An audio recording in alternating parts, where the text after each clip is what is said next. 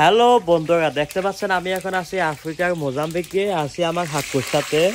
যদিও বা সে আমার কাগজের বেগ যদি ওয়াই গিয়ে তো আমার হাক্কু চাহিদা চলে আসছে, বুঝে যা কমিও মাথা পিছু আই দেন কমিও মানে একজন আহাই। দেখতে পাচ্ছেন এটা হচ্ছে আফ্রিকার মোজাম্বিকের বাসনের চুলা। গাড়ির চাকার যে রিং থাকে সেই রিং দিয়ে এখানে বানানো হয়েছে চুলা।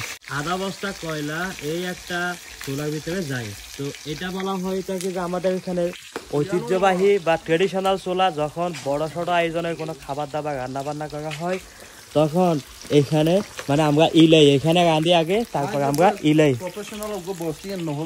তো হচ্ছে প্রফেশনাল বস্তি আজকে এখানে ইলাচ্ছে।